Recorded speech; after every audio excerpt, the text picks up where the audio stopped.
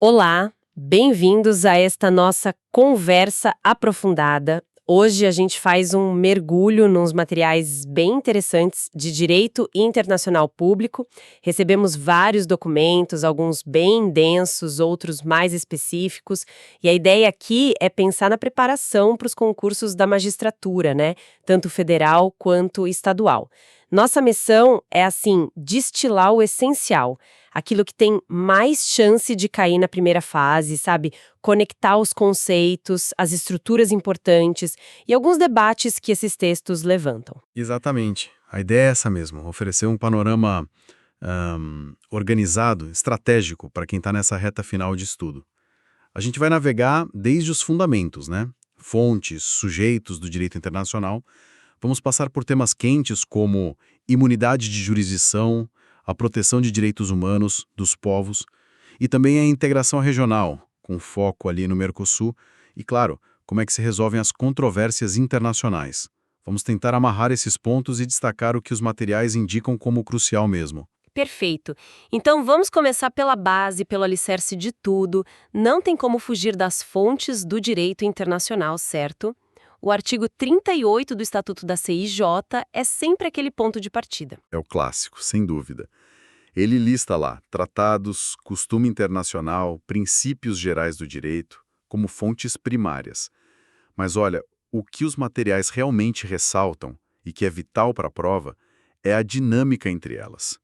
O costume, que é aquela prática reiterada a consuetudo, mais a convicção de que aquilo é obrigatório, a opinio juris, ele foi historicamente muito importante, mas hoje os tratados ganham muito peso. Por quê? Pela precisão, pela clareza. Num litígio, um tratado bem escrito dá mais segurança jurídica, né? Entendi. E atenção num ponto. Jurisprudência e doutrina, o próprio artigo 38 diz, são meios auxiliares, não são fontes no mesmo nível. Isso é pegadinha clássica de prova. Ah, boa dica. E não existe uma hierarquia formal definida lá no Estatuto entre tratado e costume, mas na prática, muitas vezes, se prefere o tratado. Entendido. Fontes definidas. Mas quem são os jogadores nesse tabuleiro internacional? Quem são os sujeitos de direito internacional? A visão mais antiga foca nos estados, mas os materiais mostram que isso se expandiu bastante, não é? Exato. Os estados, claro, continuam sendo os sujeitos originários, primários, aqueles com os elementos clássicos lá da Convenção de Montevidéu. Povo, território, governo e a capacidade de se relacionar internacionalmente, a soberania. Isso é a base. Mas as fontes deixam muito claro que as organizações internacionais, pensa na ONU, OEA, o próprio Mercosul, hoje são os sujeitos plenos também. A personalidade jurídica delas é derivada, né?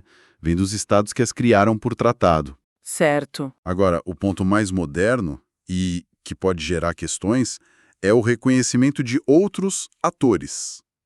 Uma subjetividade assim mais limitada, fragmentária que eles chamam às vezes, indivíduos, por exemplo, principalmente em direitos humanos e direito penal internacional. Algumas ONGs, até empresas transnacionais em certos contextos, tipo arbitragem de investimento.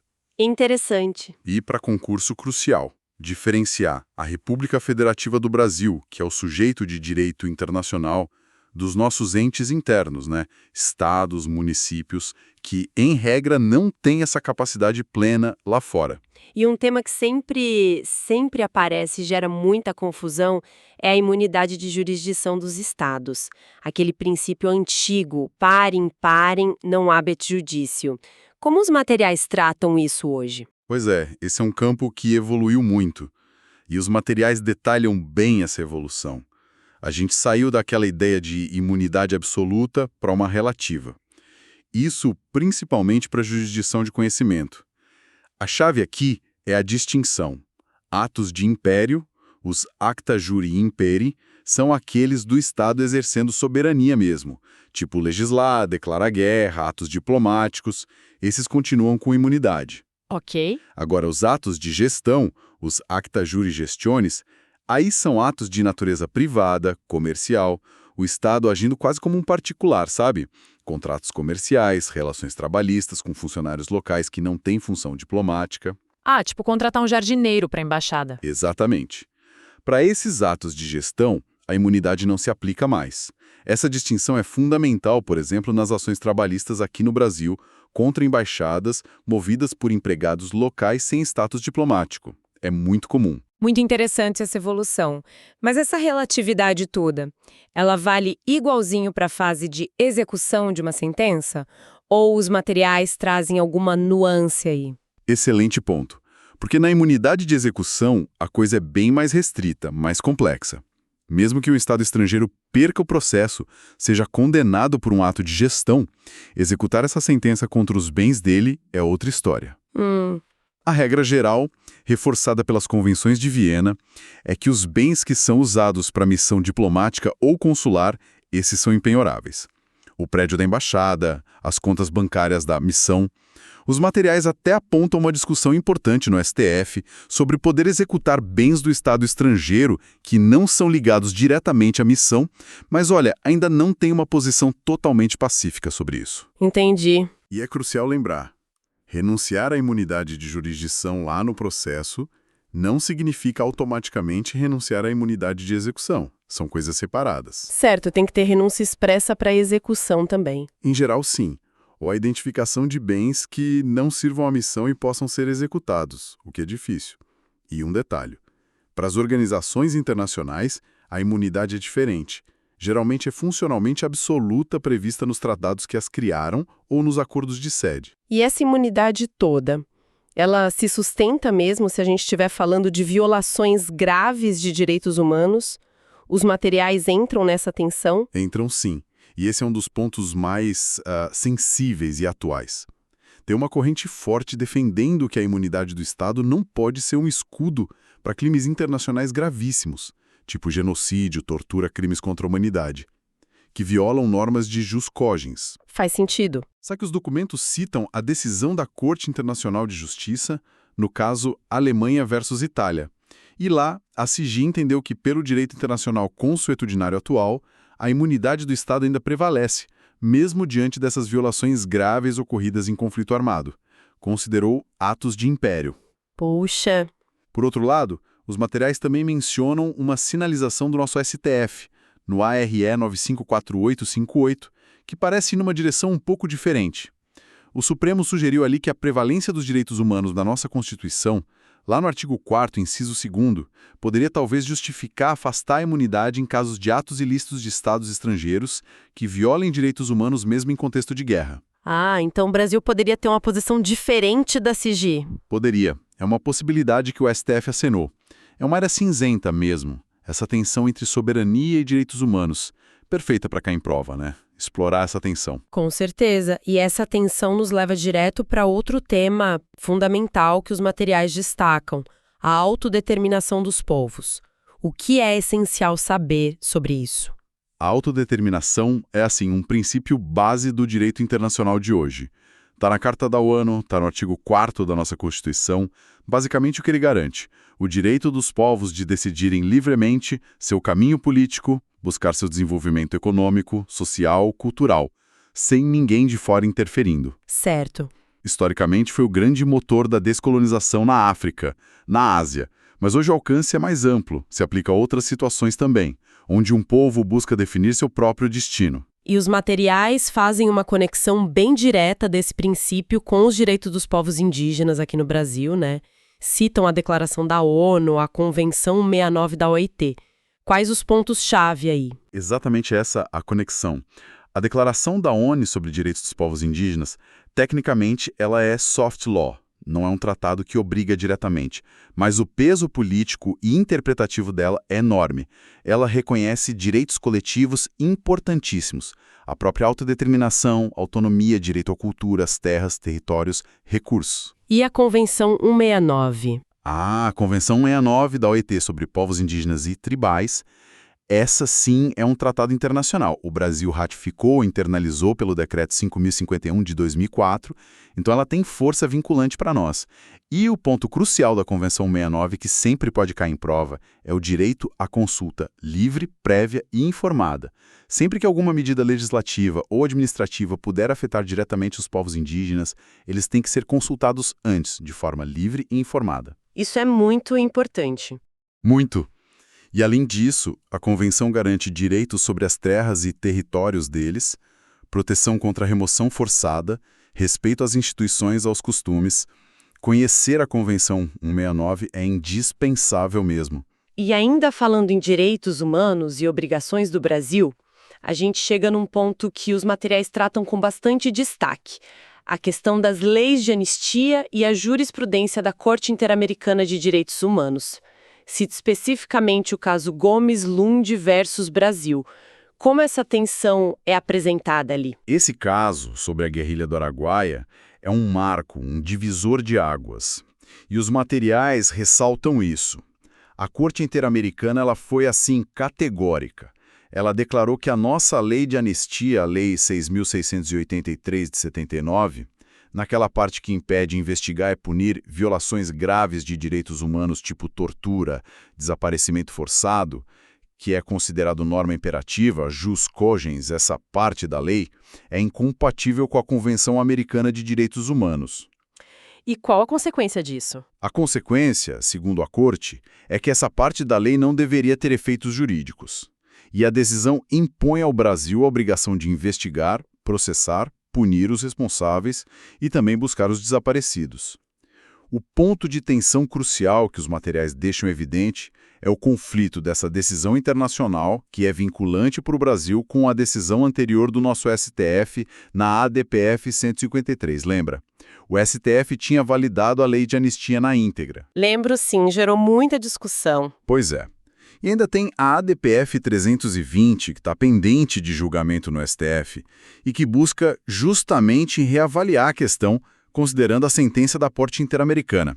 É um exemplo perfeito desse diálogo, ou às vezes conflito, entre o direito interno e o direito internacional dos direitos humanos. Tema quentíssimo para concurso. Sem dúvida. Saindo um pouco desse âmbito mais global de direitos humanos e vindo para a nossa região, os materiais também falam de integração regional.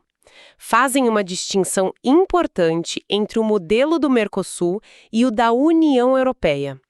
Qual a diferença fundamental que o candidato precisa ter na cabeça? A diferença-chave, e os documentos são muito claros nisso, é a questão da supranacionalidade.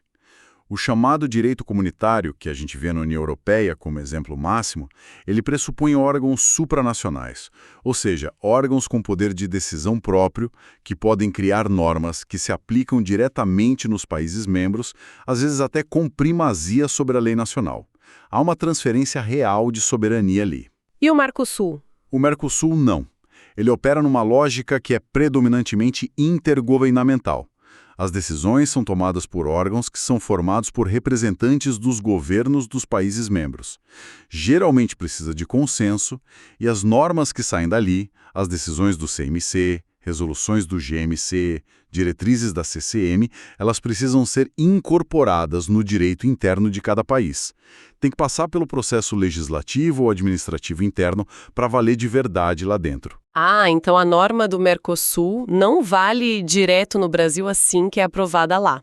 Em regra, não. Precisa dessa internalização. E essa diferença intergovernamental versus supranacional tem implicações práticas gigantescas na aplicação das normas do bloco. Entendi.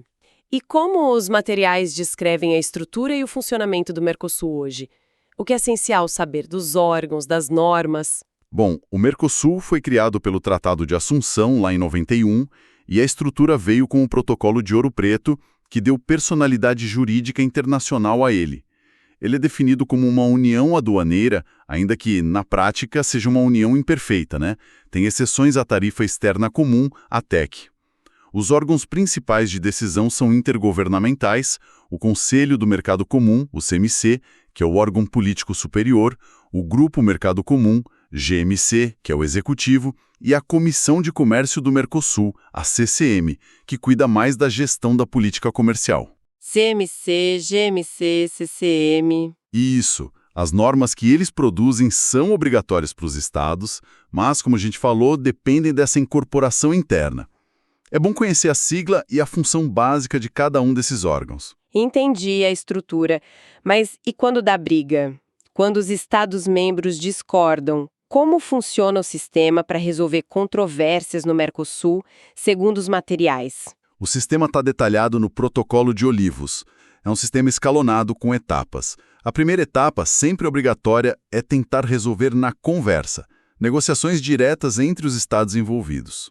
E se não der certo? Se não tiver acordo, a controvérsia pode ir para um tribunal arbitral ad hoc. Monta-se um tribunal específico para o caso. O laudo desse tribunal é obrigatório vinculante. Contra esse laudo ainda cabe um recurso, mas só sobre questões de direito, não sobre os fatos. Esse recurso vai para o Tribunal Permanente de Revisão, o TPR, que é o órgão judiciário permanente do Mercosul. Fica lá em Assunção. TPR, Tribunal Permanente de Revisão. Exato. As partes também podem combinar desde o início de levar o caso direto para o TPR, como instância única. E o TPR também pode dar opiniões consultivas. Tipo um parecer, a pedido dos estados, mas aí não é vinculante. E os particulares? Empresas, pessoas, elas podem reclamar nesse sistema? Podem, mas de forma indireta. Os materiais mencionam um mecanismo para reclamações de particulares, mas elas têm que ser apresentadas através das seções nacionais do GMC de cada país. Não é um acesso direto ao tribunal, como na UE em alguns casos. É um sistema complexo, mas está bem desenhado lá no Protocolo de Olivos. Mudando um pouco o foco agora, mas ainda pensando nas relações entre estados, os documentos falam também dos meios de solução pacífica de controvérsias internacionais em geral. O que se destaca ali? Olha, a Carta da ONU, no artigo 33, é o ponto de partida obrigatório. Ela consagra essa obrigação de buscar soluções pacíficas e dá uma lista de exemplos: negociação, inquérito, mediação, conciliação, arbitragem, solução judicial e para organismos regionais. Para a prova, a distinção fundamental que os materiais reforçam é entre os meios diplomáticos ou políticos e os meios jurídicos. Qual a diferença? Nos meios diplomáticos, políticos, pode até ter um terceiro ajudando, tipo nos bons ofícios, na mediação, na conciliação, mas a solução que ele propõe não é obrigatória para as partes. É mais uma ajuda para chegar num acordo. Já nos meios jurídicos, a decisão é baseada no direito e ela é vinculante, obrigatória. Os exemplos clássicos são a arbitragem e a solução judicial perante cortes como a CIJ. E a arbitragem, os materiais dão algum destaque? Sim, a arbitragem internacional merece atenção. A base dela é sempre o consentimento dos estados, que pode estar numa cláusula de um tratado ou num acordo específico para levar aquele caso para a arbitragem, o compromisso arbitral. O tribunal geralmente é montado para o caso específico, é ad hoc. E o resultado, o laudo arbitral, esse sim é obrigatório para as partes. E quanto aos meios que não são pacíficos? Tipo retorção, represálias, os materiais falam da legalidade disso? Falam sim, mas com ressalvas bem importantes sobre a licitude. A retorção é um ato que, em si, é lícito, permitido pelo direito internacional, mas é inamistoso, é uma resposta a um ato lícito ou ilícito de outro Estado. Exemplo, romper relações diplomáticas. Já as represálias são diferentes. Elas são, por definição, atos que seriam ilícitos, mas que se justificariam como uma resposta a um ato ilícito anterior de outro Estado. Só que o direito internacional moderno restringe muito o uso de represálias, principalmente as que envolvem força. A força proibida, né? Exato. A regra geral é a proibição do uso da força. As exceções são a legítima defesa e a autorização do Conselho de Segurança da ONU. Os materiais também citam outras medidas coercitivas, tipo o embargo, o bloqueio, mas a legalidade disso fora do sistema da ONU, aquele dos artigos 41 e 42 da Carta, que autorizam sanções ou uso da força pelo Conselho de Segurança, é bastante questionável hoje em dia. Vamos passar rapidinho por eles? Começando por direito do mar. O que é crucial saber das zonas marítimas? Com certeza. A referência é a Convenção da ONU sobre o Direito do Mar, a Convenção de Montego Bay. Essencial é dominar as zonas principais e o que o Estado pode fazer em cada uma. Primeiro, o mar territorial. Vai até 12 milhas náuticas da costa. Ali, o Estado costeiro tem soberania quase total, com uma limitação importante que é o direito de passagem inocente de navios estrangeiros. Passagem inocente. Isso. O navio pode passar, desde que não ameace a paz, a ordem ou a segurança do Estado costeiro. Depois, vem a zona contígua, das 12 até 24 milhas. Ali não tem soberania, mas o Estado pode fiscalizar para prevenir ou reprimir infrações às leis aduaneiras, fiscais, sanitárias ou de imigração no seu território ou mar territorial. É uma zona de fiscalização, então? Exato.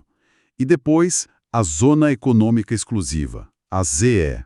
Essa pode ir até 200 milhas.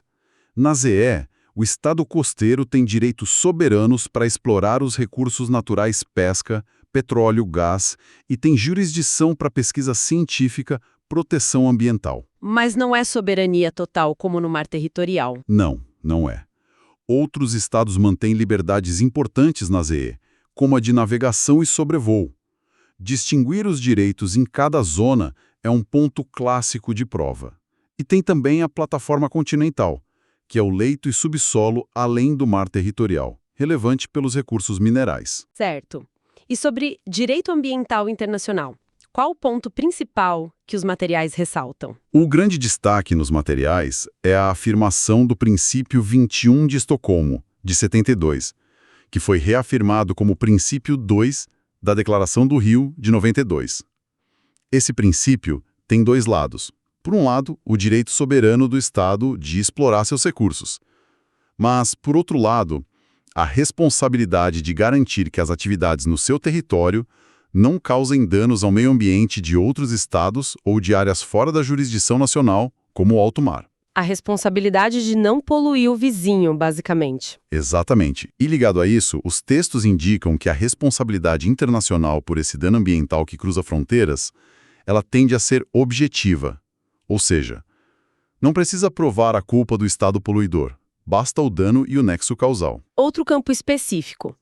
Direito tributário internacional. Alguma questão pontual ali nos documentos? Um ponto que os materiais abordam é a relação entre os tratados internacionais tributários e a nossa legislação interna. Citam o artigo 98 do CTN. Esse artigo diz que os tratados revogam ou modificam a legislação tributária interna e devem ser observados pelas leis que vierem depois. Isso sempre gera discussão sobre a hierarquia desses tratados, né? Se eles são supralegais e infraconstitucionais. Certo. Os documentos mencionam um julgamento importante do STF, o RE 229-096, do Rio Grande do Sul. Discutiu-se ali a prevalência do GATT, o Acordo Geral sobre Tarifas e Comércio, sobre o ICMS, que é o imposto estadual. E o STF entendeu, nesse caso, que a União, quando celebra um tratado em nome do Brasil, pode sim conceder isenções de tributos estaduais ou municipais. Isso meio que relativiza a autonomia dos entes federados nessa área, apesar do que diz o artigo 151, 3 da Constituição. É um ponto delicado sobre federalismo fiscal e hierarquia das normas. Entendi. E para fechar mesmo, um tema clássico de direito internacional e também administrativo, a condição jurídica do estrangeiro. Quais as distinções essenciais que os materiais reforçam? Deportação, expulsão, extradição. É fundamental dominar a diferença entre esses institutos de retirada compulsória.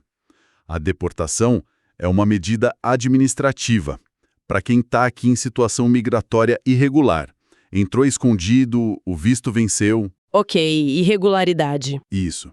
A expulsão também é administrativa, mas tem um caráter mais de sanção. É para estrangeiros que cometem certas infrações graves aqui, ou que atentam contra interesses nacionais, como está previsto lá na Lei de Imigração, a 13.445 de 2017. E a Lei de Imigração traz hipóteses que impedem a expulsão. O artigo 55 é importante. Por exemplo, ter filho brasileiro que dependa economicamente. Isso impede a expulsão, mas não a extradição, atenção. Ah, essa é uma diferença-chave. Exatamente. E a extradição é outra coisa. Não é um ato unilateral nosso. É a resposta a um pedido de outro estado para a gente entregar uma pessoa para responder processo ou cumprir pena por crime cometido lá. A extradição tem regras bem rígidas na Constituição, né? Artigo 5º, incisos L e IL2.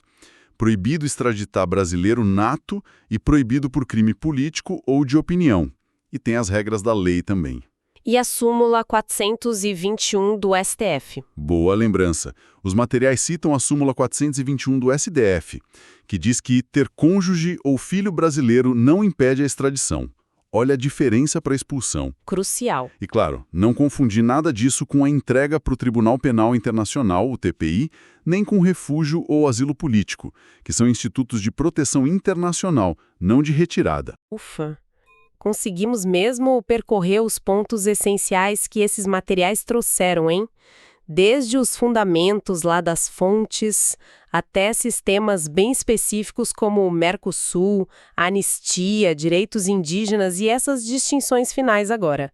A meta era essa, né? Extrair o néctar para a preparação do concurso. Exato. E talvez a reflexão final que esses materiais todos acabam provocando, e que pode ser um bom exercício mental para o candidato, seja justamente perceber essa tensão constante que a gente viu em vários temas.